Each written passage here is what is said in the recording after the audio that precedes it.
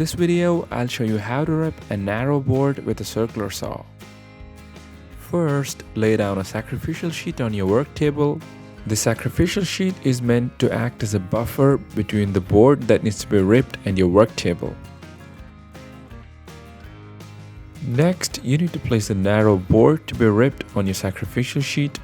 As the next step, you need to draw a ripping line for reference.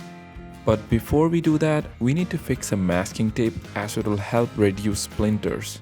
Now it's time to mark a line lengthwise to help guide you during the ripping process. For marking, make use of a speed square or a ruler to achieve a straight and accurate line.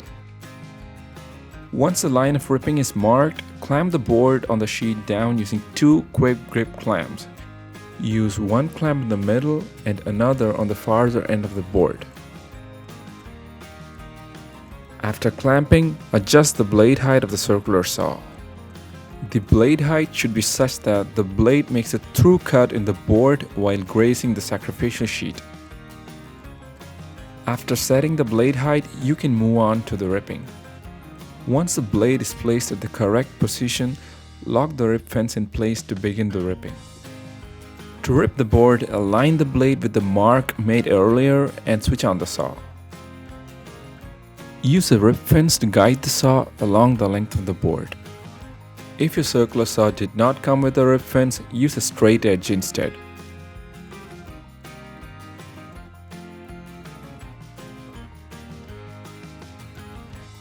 Upon reaching the middle of the board, remove the clamp and reattach it at the end where you started so you can continue ripping without the board slipping.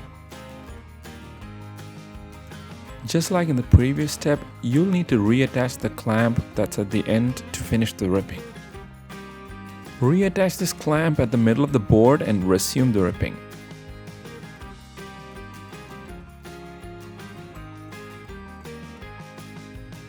So with that, you've successfully completed ripping a narrow board with only a circular saw. If you found this video useful, like and subscribe. Thanks for watching.